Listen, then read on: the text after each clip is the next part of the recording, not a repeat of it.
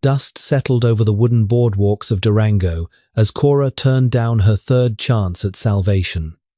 Watching from the shadows of the saloon, a rugged trapper named Wyatt struck a match. He'd seen desperate folks before, but her reckless pride begged one dangerous question. What was she hunting? The booming silver town of Durango, Colorado, in the summer of 1887, was a place where a person could disappear, provided they didn't mind drowning in mud, vice, and the relentless noise of progress. Cora Hastings stepped off the Denver and Rio Grande narrow-gauge line with exactly $4 to her name, a battered leather satchel, and a shadow over her shoulder that felt heavier than the iron locomotive. She was a woman of striking, yet severe beauty. Her dark hair pulled back into a severe knot, her practical broadcloth dress meticulously mended at the hems. She did not look like a woman running for her life, which was precisely the illusion she fought to maintain every waking second. Her first stop was Pendleton's Mercantile, the largest supply post in the territory. Arthur Pendleton, a portly man with flour dusted across his suspenders, took one look at Cora's neat handwriting and her sharp, intelligent gaze, and offered her the bookkeeper's desk on the spot. $40 a month, Miss Hastings, Arthur boomed, wiping his hands on an apron. You'll have a stool right up front by the window. Best view in town. You'll greet every rancher, miner, and lawman who rides through. Cora's blood ran cold. She looked at the massive pane of glass that faced Main Street. A fishbowl. Anyone riding into Durango would see her face before they even tied their horse to the hitching post. I appreciate your generous offer, Mr. Pendleton, Cora said, her voice steady despite the tremor in her hands. But I must decline. Arthur stared at her, dumbfounded, as she walked out. 2 hours later, she found herself in the stifling, ozone-scented back room of the Western Union Telegraph Office. Harrison Finch, a nervous, sweating man with ink-stained fingers, was desperate.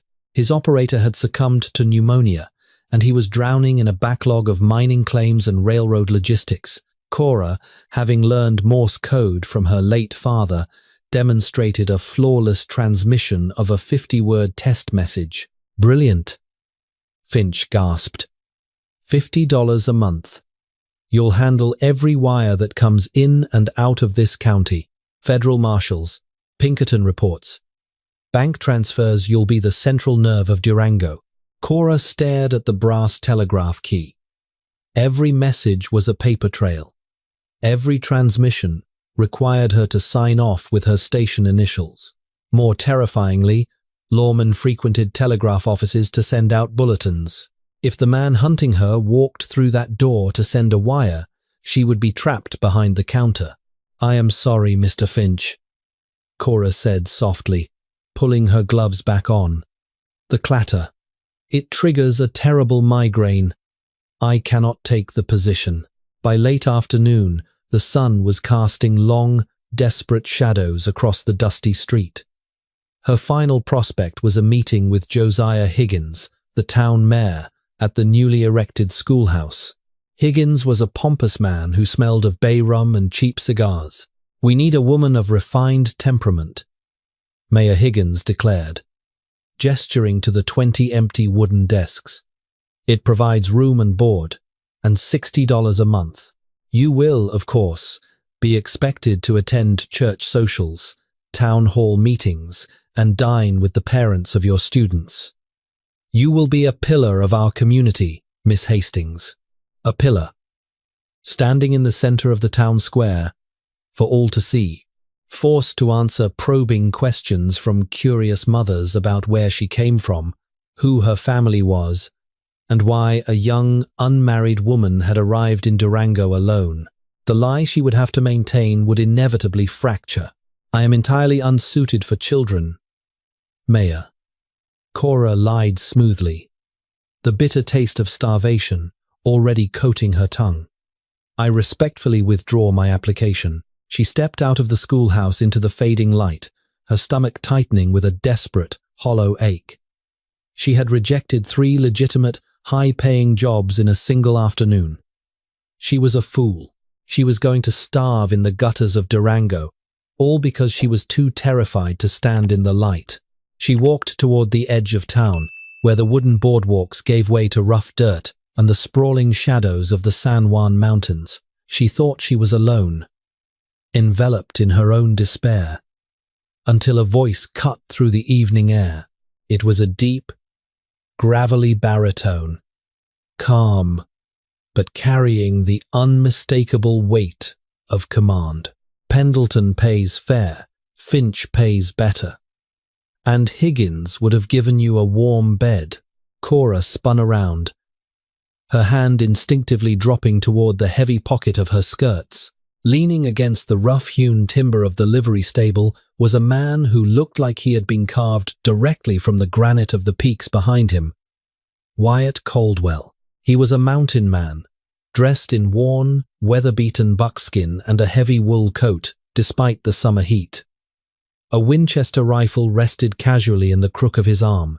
He stood well over 6 feet, his shoulders broad, his face partially obscured by a thick, dark beard and the brim of a battered Stetson. A jagged, pale scar ran down the side of his neck, disappearing beneath his collar. He struck a match against the timber, the flare illuminating his sharp, ice-blue eyes. He wasn't looking at her the way the men in town did, with predatory lust or condescending pity.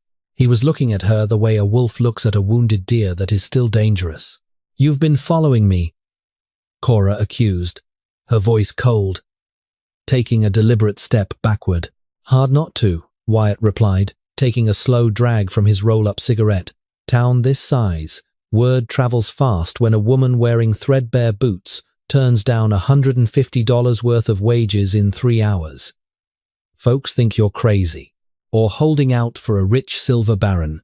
What the townsfolk think of me is none of your concern," Cora snapped, lifting her chin. "Nor is it yours." Wyatt pushed himself off the wall. He moved with a terrifying, silent grace for a man of his size. He stopped 3 paces from her, close enough that she could smell wood smoke, pine needles, and the distinct, sharp tang of gun oil. "It ain't my concern," Wyatt agreed softly. "But I know a cornered animal when I see one. You looked at Pendleton's window like it was a gallows. You looked at Finch's telegraph key like it was a rattlesnake. You ain't looking for money, lady." Cora held her breath, her knuckles white as she gripped her satchel. Wyatt tilted his head, his piercing gaze stripping away the layers of her composed facade. "So," he asked, his voice a low rumble, "what are you really looking for?" The silence stretched between them, taut as a bowstring. The distant sounds of the saloon pianos and drunken laughter from Durango's Main Street felt miles away. Cora stared into Wyatt Caldwell's hardened face, her mind racing. She needed to walk away. This man was perceptive, and perceptive men were dangerous. But as she looked at him, she realized something else. The dust on his boots was red clay, found only high up in the elevations. His hands were calloused from rope and steel, not paper and ledgers. He didn't belong to the town. He was an outsider, just like her. "I'm looking for a place where the law doesn't ride," Cora said, the words slipping out before her better judgment could stop them. "A place where strangers don't visit, where there are no windows facing a main street and no telegraph wires to carry a name." Wyatt didn't flinch. He simply took another drag of his cigarette, the glowing ember casting harsh shadows across his scarred cheek. "You killed somebody?" "No," Cora said sharply. "But if I am found, I will be killed." Wyatt studied her for a long moment. He didn't ask for her name, her history, or who was hunting her. Out here, in the shadow of the frontier, a person's past was a locked box, and asking for the key was a good way to get shot. "I have a timber and trapping claim up in the Needle Mountains," Wyatt said slowly, his eyes never leaving hers. "A 3-day ride from here. The trail is mostly washed out, and the air is thin enough to make a flatlander bleed from the nose. Ain't no marshals, ain't no neighbors. Cora's heart hammered against her ribs. Why are you telling me this? Because a mountain man can't run a 40-mile trapline and keep a cabin from rotting at the same time. Wyatt replied, matter-of-factly, I need someone to manage the pelts. Keep the ledgers for the trading company, salt the meat, and keep the fires burning so the timber wolves don't push through the front door when I'm gone. It's brutal, dirty work, and you won't see another human soul until the spring thaw. How much? Cora asked, her voice tight. Room, board, and $20 a month, paid at the end of the season, if you survive. It was half of what Pendleton offered, and the work sounded agonizing, but it offered the one currency she desperately needed. Invisibility. I accept, Cora said. We leave at dawn. Meet me at the North Livery, Wyatt said, turning away. He paused, glancing back over his shoulder. If whoever is hunting you is tracking you close, you'd best pray they don't follow us up the ridge, because if they bring trouble to my mountain, I'll bury them on it. And if you bring trouble to me, I'll leave you to the wolves. The threat was delivered without malice, simply a statement of fact. Cora watched him disappear into the shadows, a shiver running down her spine that had nothing to do with the evening chill. By sunrise, they were riding out of Durango. Cora sat awkwardly astride a sturdy, ugly roan mare Wyatt had provided.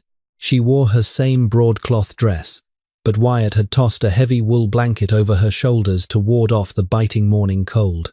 As they climbed higher into the San Juan Mountains, the bustling town of Durango shrank into a meaningless speck of grey and brown. The air grew crisp, slicing into Cora's lungs like shattered glass. The towering spires of the mountains loomed above them, ancient and indifferent. They rode in silence. Wyatt led the way on a massive black gelding. His posture relaxed, but his eyes constantly scanning the tree line. Cora rode behind, her hands gripping the saddle horn, her mind pulled relentlessly back to the nightmare she was fleeing. In her leather satchel, wrapped tightly in heavy oilcloth, was a thick, black ledger. It didn't belong to her. It belonged to Deputy United States Marshal Logan Mercer. Mercer was a hero in the Denver papers, a relentless lawman who always got his man. But Cora knew the truth. She had been employed as Mercer's private secretary in Denver. She had organized his files, managed his correspondence, and, eventually, discovered his true business. The ledger contained detailed, coded records of the bounties Mercer had collected by executing innocent men, stealing their land deeds and selling them to railroad conglomerates. Mercer wasn't a lawman. He was an executioner, running a private, bloody empire behind a tin star. When Mercer realized she had seen the ledger, he hadn't fired her. He had locked her in his office, smiling a cold, dead smile, telling her she was going to be his wife, whether she wanted to be or not, to ensure her silence through spousal privilege. She had broken a window, stolen the ledger to use as leverage, and run. But Mercer had the entire federal apparatus at his disposal. Last she checked, he had issued a blind bounty on her $500 for a deranged thief named Cora Hastings. If Wyatt Caldwell knew what I was carrying, Cora thought, staring at the broad expanse of the mountain man's back, he would throw me off this cliff and claim the bounty himself. By the afternoon of the second day, the trail had all but disappeared, replaced by treacherous, rocky inclines that forced the horses to scramble. Cora was exhausted, her thighs bruised, her hands blistered from the reins. Yet, she did not complain. Every time Wyatt glanced back, expecting to see her weeping or begging to turn around, she met his gaze with a cold, stubborn defiance. Wyatt found himself begrudgingly impressed. Most city women and most city men, for that matter, would have broken down by the time they crossed the Animus River. But Cora had a spine of forged iron. On the evening of the third day, as a violent purple storm front rolled over the jagged peaks, they finally broke through a dense stand of blue spruce. "We're here," Wyatt announced, his voice raspy. Cora blinked through the sleet that had begun to fall. Nestled against a sheer rock wall was a cabin built of massive, unpeeled logs. It was primitive, with a sod roof and a single, heavy timber door. Nearby stood a smaller shed for smoking meat and a corral for the horses. It was the most desolate, lonely, terrifying place Cora had ever seen. "It isn't a palace," Wyatt said, dismounting and tying his horse to a post. He watched her carefully. "It's perfect," Cora whispered, a profound sense of relief finally washing over her. Wyatt stepped up to the cabin and pushed the heavy door open. It creaked in protest, revealing a dark, cold interior that smelled of dust and old leather. As Cora dismounted and carried her satchel inside, she noticed something in the fading light. About 50 yards from the cabin, partially obscured by wild sagebrush, was a mound of earth marked by a simple wooden cross. The wood was relatively fresh. She looked at Wyatt, who had frozen in the doorway, his eyes fixed on the grave. For a fraction of a second, the stoic, impenetrable mountain man looked utterly, devastatingly hollow. The mask slipped, revealing a profound grief that mirrored Cora's own terror. He noticed her looking and quickly turned away, his jaw clenching. "Don't go near the far ridge," Wyatt said gruffly, his tone suddenly harsh and defensive, as he struck a match to light a kerosene lantern. "And don't ask questions about things that don't concern you.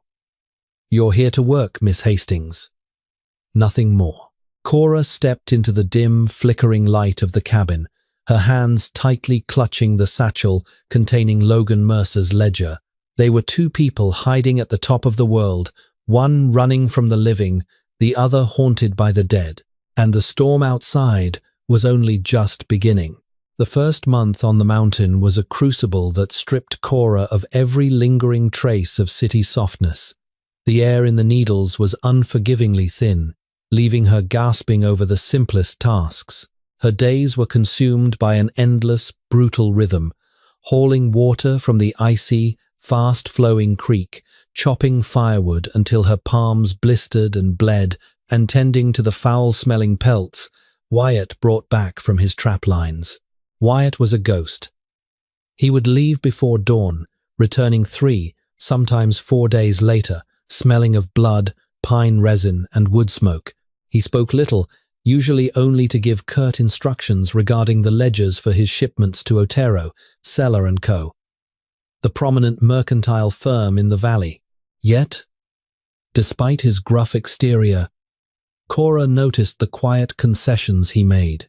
He always ensured the heaviest logs were stacked close to the door before he departed. He left the choicest cuts of venison wrapped in wax paper on the crude wooden table. Slowly, the icy silence between them began to thaw, replaced by a tentative, unspoken respect. Wyatt watched her transform. The severe, terrified woman who had stepped off the train in Durango was gone. In her place was a survivor, her face tanned by the harsh sun, her hands calloused, her eyes sharp and alert. The turning point came in late October, just as the aspen leaves turned a violent, fiery gold. A sudden, freak blizzard swept over the ridge while Wyatt was out checking a distant line. Cora spent 2 agonizing days pacing the floorboards, keeping the hearth roaring, her eyes glued to the frosted window pane. When the door finally burst open on the evening of the second day, Wyatt collapsed onto the threshold. He was covered in snow and half-frozen blood. A territorial grizzly, desperate and starving before hibernation, had ambushed him near a narrow ravine. Wyatt had killed the beast, but not before its claws had torn a jagged, horrifying path across his side and thigh. Panic seized Cora, but she brutally forced it down. She dragged his massive frame inside, bolted the heavy timber door, and set to work. For 3 days and nights, she did not sleep. She boiled water, stitched his torn flesh with a heavy needle and silken thread from her mending kit, and forced a bitter tea of willow bark and yarrow down his throat to fight the mounting fever. On the 4th night, the fever broke. Wyatt awoke, his breathing shallow but steady. The cabin was sweltering, filled with the scent of dried herbs and copper. Cora was asleep in a wooden chair beside his cot, her head resting on the edge of the mattress, her fingers loosely gripping his wrist to monitor his pulse. Wyatt stared at her, a profound shift occurring in the hardened terrain of his heart. She had saved his life. A woman running from her own shadow had stood her ground against the grim reaper on his behalf. "You should have let me pass, Miss Hastings," Wyatt rasped, his voice barely a whisper. "You could have taken my cache of silver under the floorboards and rode back down." Cora stirred, her heavy eyelids fluttering open. She sat up, brushing a stray lock of dark hair from her face, her gaze meeting his without flinching. "I told you, Mr. Caldwell, I am not looking for money." "Wyatt," he corrected softly, "if you're going to stitch my hide back together, you've earned the right to use my given name." A fragile silence settled over them. Cora reached for a damp cloth, gently wiping the cold sweat from his forehead. "You have a grave outside, Wyatt. You told me not to ask. But when you were delirious with fever, you called out a name." Over and over, Wyatt's jaw tightened. The shadows in the cabin seemed to deepen. "Thomas," Cora said quietly. "Who is Thomas?" Wyatt looked away, staring at the flickering shadows on the log ceiling.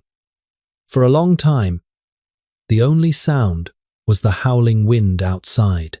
"My younger brother," Wyatt finally answered, his voice rough with an old, jagged pain.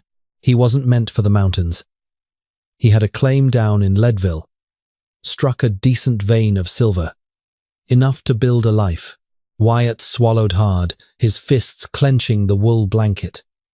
A federal lawman rode into town, decided he wanted the claim for a railroad conglomerate he was secretly backing, framed Thomas for the murder of a local assayer. "The town hung my brother before I even got the telegram." Cora's blood ran cold. The air in her lungs seized. A federal lawman? A deputy marshal? Wyatt spat, his eyes burning with a cold, terrifying hatred. A butcher, hiding behind a tin star. Logan Mercer.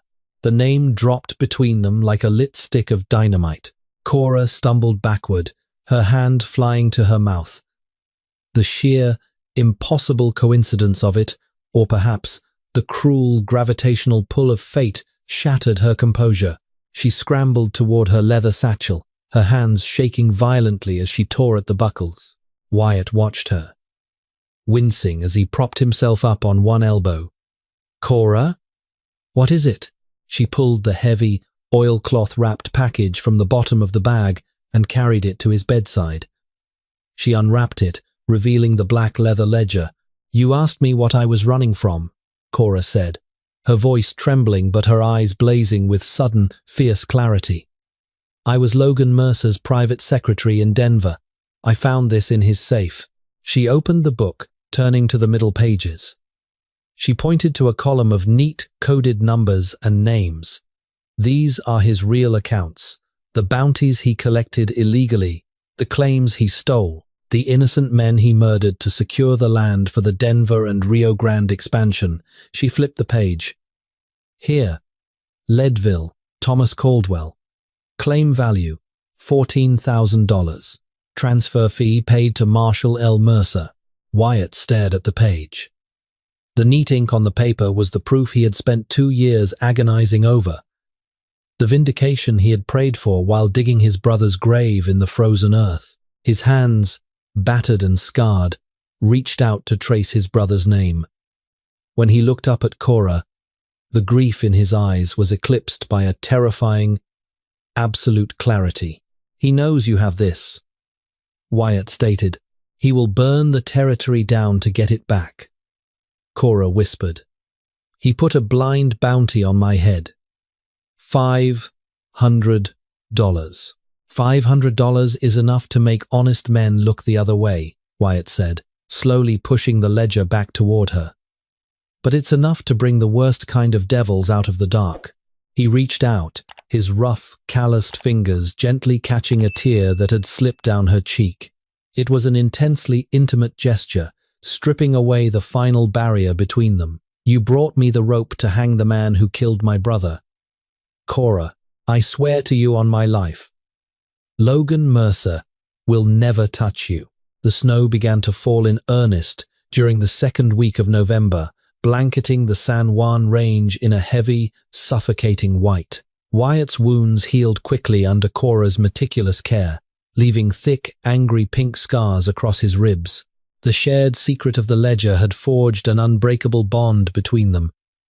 A quiet, desperate romance born not of courtship, but of survival. They moved in tandem around the small cabin, anticipating each other's needs, their accidental touches lingering just a second too long, charged with an electric, unspoken promise.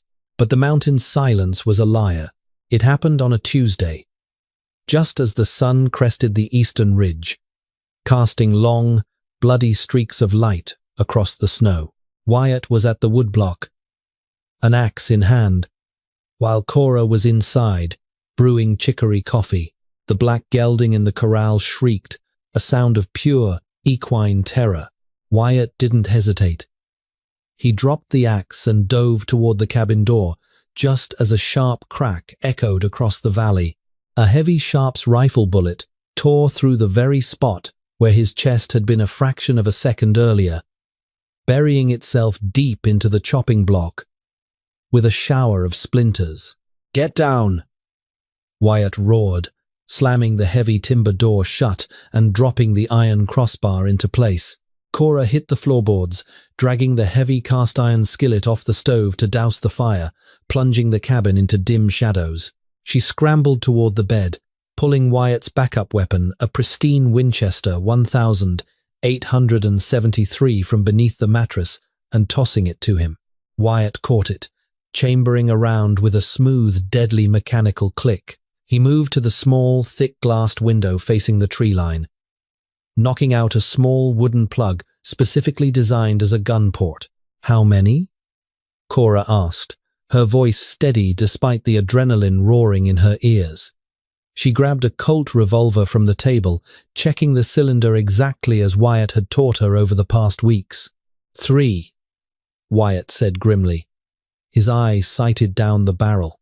"Professional trackers, moving like ghosts.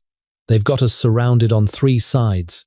Mercer's men? Worse," Wyatt replied.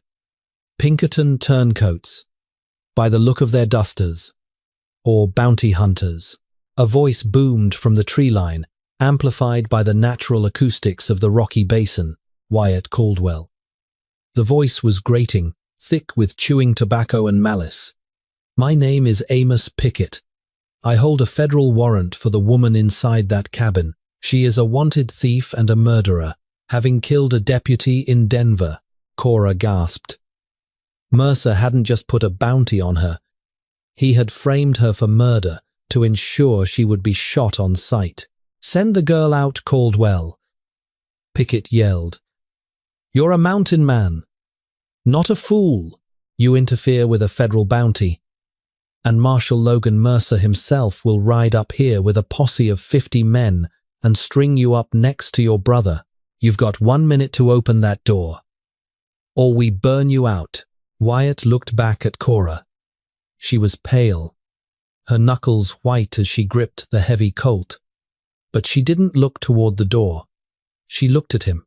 There was no surrender in her eyes, only a fierce, burning trust. "Pickett!" Wyatt roared back, his voice echoing like thunder across the snow. "You're trespassing on my claim. The only thing you're taking off this mountain is a bullet." Gunfire erupted. The deafening roar of repeating rifles shattered the morning calm. Bullets thudded against the thick log walls, sending showers of dust and wood splinters into the air. The cabin's construction was sturdy, built to withstand bear attacks and avalanches, but it wasn't a fortress. Wyatt fired back, his shots measured and precise. A scream echoed from the brush as one of his bullets found its mark, taking down the man attempting to flank them near the meat shed. "One down," Wyatt muttered, ducking as a volley of lead shattered the window pane above his head, showering his shoulders in glass. Suddenly, Cora smelled it. The sharp, acrid stench of kerosene. "Wyatt!" she cried out, pointing toward the back wall. The third man had crawled through the blind spot near the chimney. A moment later, the harsh crackle of flames licking at the dry, resin-soaked logs of the rear wall filled the cabin. Smoke immediately began to seep through the chinking. "They're burning us out," Wyatt snarled. He grabbed Cora by the shoulders, his blue eyes locking onto hers with terrifying intensity. "Listen to me. The fire will draw the roof in within 10 minutes. We can't stay here. Where do we go?" Cora coughed, the smoke already thickening the air. "There's an old silver shaft, a half-mile up the ridge. Narrow entrance, easily defended. But we have to cross 50 yards of open snow to reach the tree line." He pulled his heavy wool coat off the peg and wrapped it tightly around her, securing her satchel with the ledger firmly across her chest. "I'll go first. I'll draw Pickett's fire. When I shout, you run. Do not stop. Do not look back. Understand? I won't leave you." Cora protested, grabbing his arm. "You won't have to," Wyatt promised, leaning down and pressing his lips to hers. It was a desperate, bruising kiss, tasting of black powder and absolute devotion. "I'll be right behind you." Wyatt turned, kicking the iron bar off the door. The heat at their backs was becoming unbearable, the rear wall engulfed in roaring orange flames. "Now!" Wyatt roared. He kicked the door open and burst into the blinding white snow, firing his Winchester rapidly from the hip toward the tree line where Pickett was hidden. Cora bolted behind him, her boots sinking into the deep snow, the frigid air burning her lungs. Gunfire exploded from the trees. Wyatt flinched as a bullet grazed his shoulder, spinning him slightly. But he kept firing, keeping Pickett pinned behind a massive boulder. Cora reached the edge of the pines, diving behind the thick trunk of a blue spruce. She spun around, raising her Colt to lay down covering fire for Wyatt. But as Wyatt turned to sprint toward her, a second man, the one who had lit the fire, stepped out from the smoke billowing around the side of the cabin, a double-barreled shotgun raised and pointed directly at Wyatt's back. Cora didn't think. She didn't hesitate. She leveled the heavy Colt revolver, lined up the iron sights exactly as Wyatt had shown her, and pulled the trigger.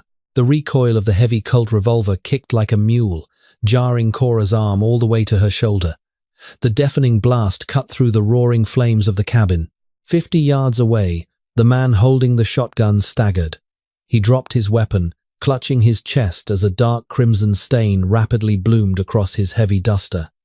He collapsed face first into the snow. Wyatt didn't break stride.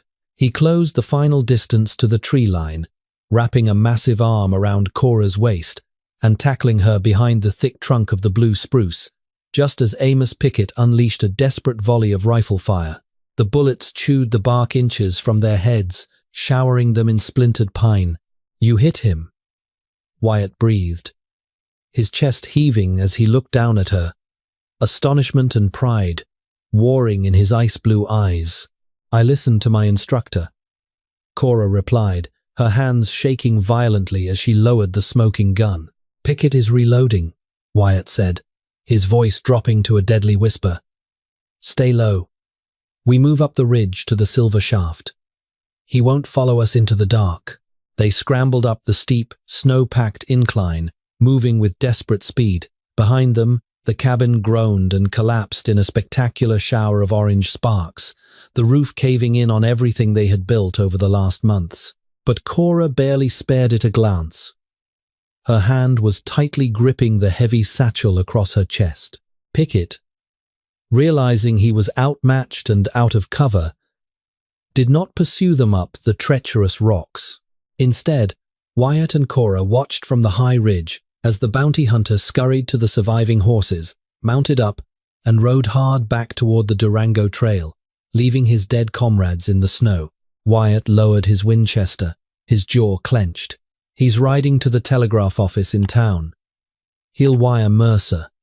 We have maybe 3 days before a private army marches up this mountain.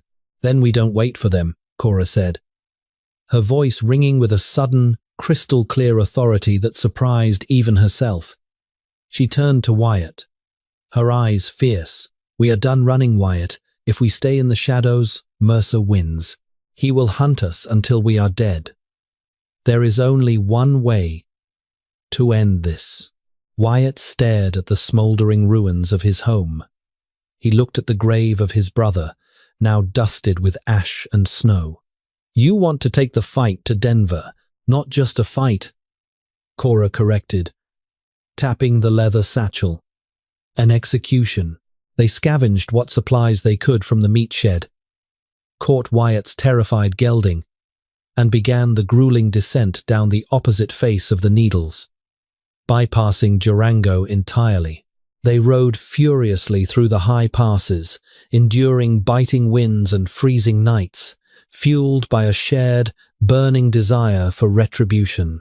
10 days later, they stood in the opulent, marble-floored hallways of the federal courthouse in Denver, Colorado. They were a shocking sight, weather-beaten, covered in trail dust, their clothes smelling of wood smoke and dried blood. But they walked with the unshakable posture of cornered wolves who had finally turned the tables on the hunter. They bypassed the local marshals and marched directly into the chambers of United States District Judge Moses Hallett, a real and notoriously incorruptible pioneer of Colorado law. When Hallett threatened to have them thrown out, Cora simply unbuckled her satchel and dropped Logan Mercer's black ledger onto his mahogany desk. "My name is Cora Hastings," she announced, her voice steady and echoing in the vast room. "And this is the rope that will hang your golden boy." Judge Hallett opened the book. As his eyes scanned the coded entries, the fraudulent land transfers, and the bounties paid for the murder of innocent men like Thomas Caldwell, the color drained from his face. By nightfall, Logan Mercer was not a celebrated lawman. He was a hunted fugitive. When federal marshals kicked in the door of Mercer's lavish Denver estate, the corrupt deputy refused to surrender peacefully. He drew his weapon, attempting to shoot his way out, but was gunned down on his own sweeping staircase, his empire of blood and silver collapsing in a hail of righteous gunfire.